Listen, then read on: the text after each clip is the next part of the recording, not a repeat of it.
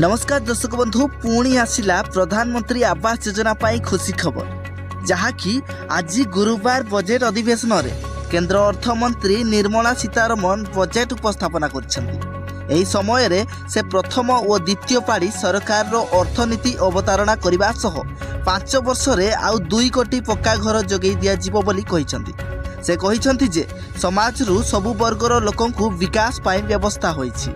सबका साथ सबका विकास और सबका प्रयास चालू रही। सबका साथ मंत्र रे देश आगे चली।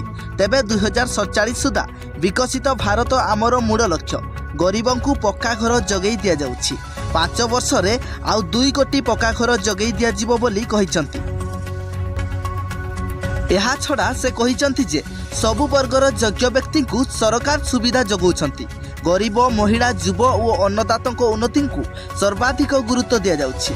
गरीब कल्याण हेउछि देशर कल्याण बोली अर्थमंत्री निर्मला सीतारमण कहिसंती। सेहीपरि से कहिसंती जे 25 कोटी लोकों को गरीबी मुक्ति दि जाउछि। डीबीटी जरिया रे 34 लाख कोटी प्रदान करा जाउछि।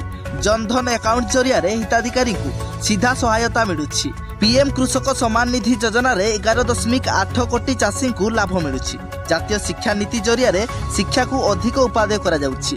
7टी आईआईटी 16टी ट्रिपल आईटी एवं 7टी आईआईएम प्रतिष्ठा होईछि। 13टी एम्स और 390टी विश्वविद्यालय प्रतिष्ठा करा जायछि। सही परि जीडीपी को सरकार गुरुत्व देउथबा अर्थमंत्री कहिसंती। जी गवर्नांस, डी डेवलपमेंट, पी परफॉर्मेंस एवं भारत को विकास रो उत्तुंग शिखर को नेबा आमर मूल लक्ष्य अटे।